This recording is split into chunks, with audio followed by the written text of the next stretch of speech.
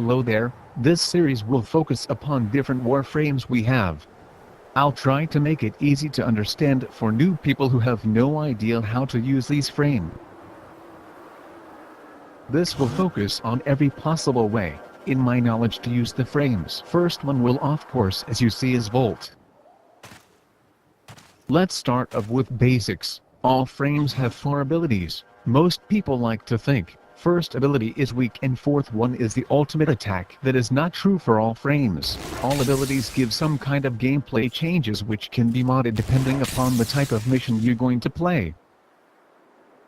For now let's focus on Volt. As you see, his first ability shoots a shock to enemies. This will just paralyze enemies for a few seconds and limited area. Again, depends upon how you mod.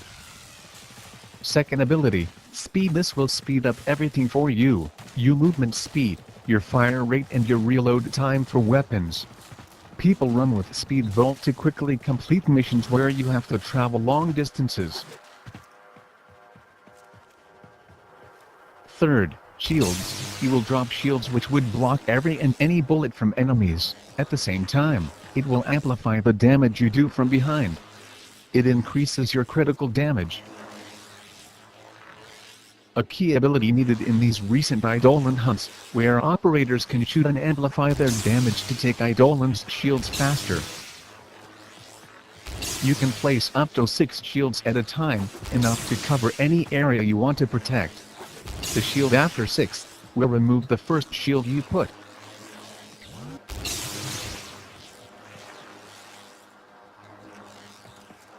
As you saw, the previous shields got removed.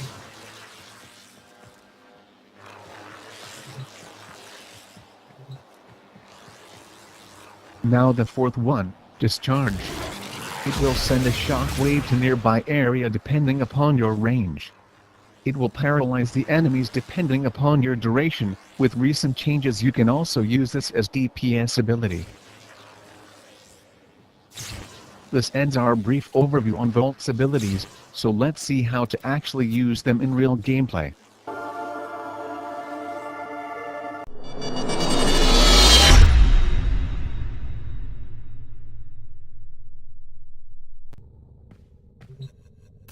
So let's start with Crowd Control CC build for Volt. It will paralyze all enemies in your range and keep them stunned. With full range mods you can cover very big areas. Capacitance Augment will give you an allies over shields, quite useful in giving a bit survivability, but it's optional and you can switch it with any other mod you like.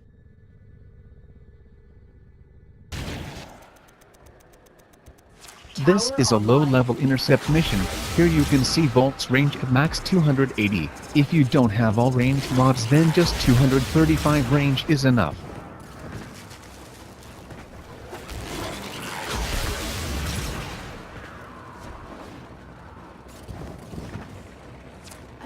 Since they were low level I could kill them even in CC build, but for higher enemies they will be paralyzed for a while. They will still take damage. I'll show you in next example.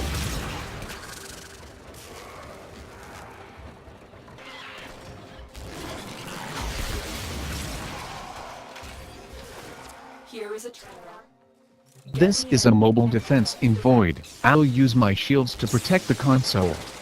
Then I'll discharge and paralyze them all. This will take a moment.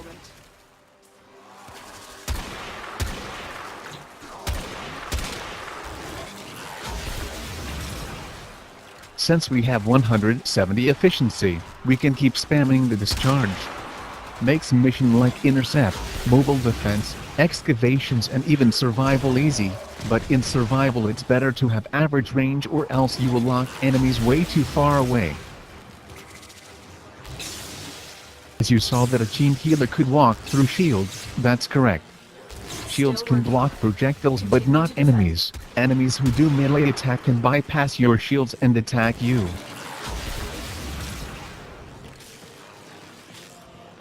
Now the next build, DPS Volt. Here you need quite some strength and range. No duration is required, so feel free to use fleeting expertise and transcend fortitude. You won't need any flow mods. Since you mostly run DPS builds with the Trinity for Hydron, just 190 range is enough, so you can squeeze bit more strength, but it's up to you. Here I use 190 range, and could still cover most of the map, but to be on safe side you can take more range, since you will always have a buffer with you, and Volt actually does lot of damage to group of enemies. Only the last few remaining enemies, you might have to kill it with weapons.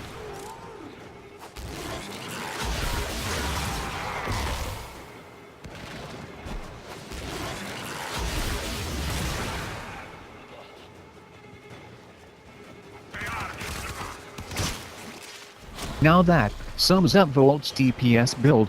If you have any doubts or a better build, do let me know in comments. I'll be happy to know them.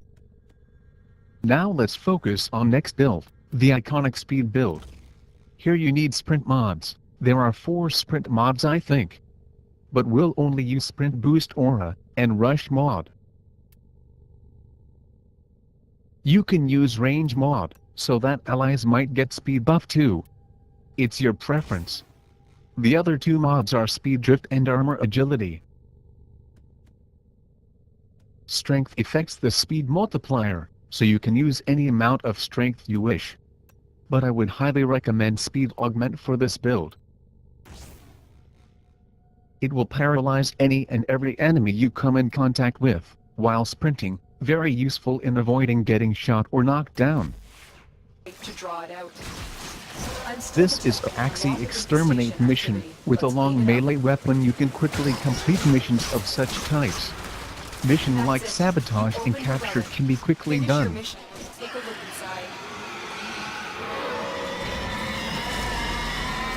You can notice my energy emitting while sprinting, that's the augment. It will damage and paralyze enemies while you come in contact with.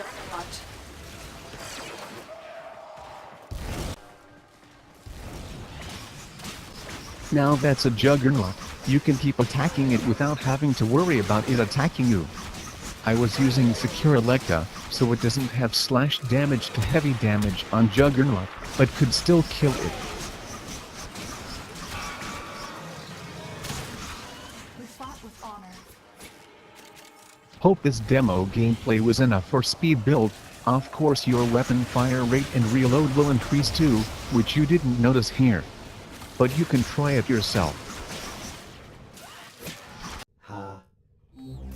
Now, let's focus on a build that is mostly a personal preference.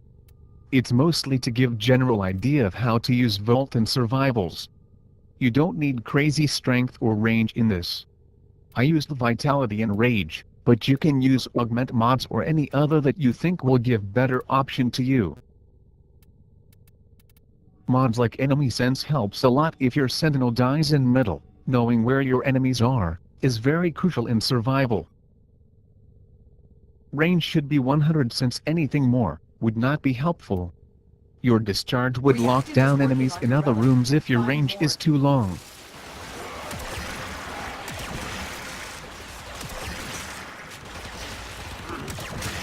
During the start of survival, you're free to move around since enemy level is low. Find a suitable room where there is enough room for enemies to come.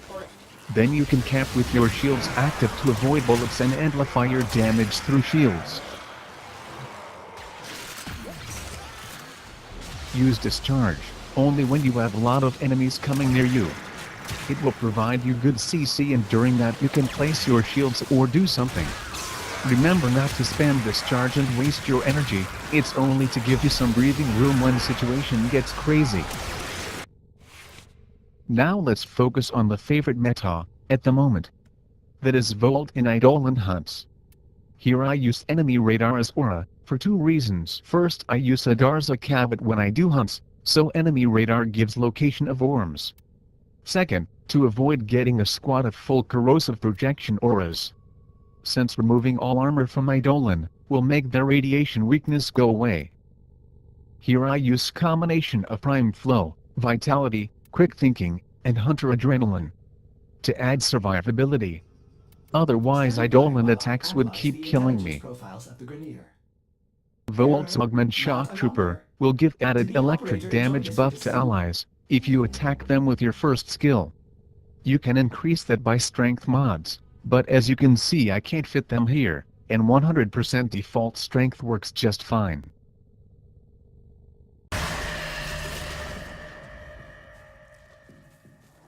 This is just a demo gameplay to show what role Volt plays. Mostly Volt is supposed to have Madurai Focus School with Void Strike skill active, but here I'm just explaining so I use Zenrik.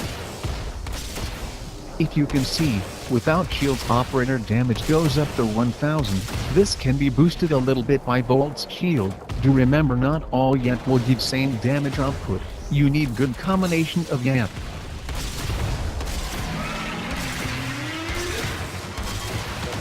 You place multiple shields for allies to shoot from.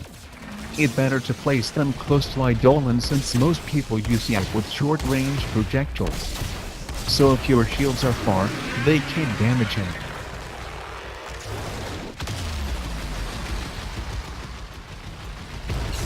Here you can see my Volt, close to death. Normally I'll be killed but my quick thinking mod saved me a bit. Of course I did die later on since I lost energy and could no longer use my quick thinking.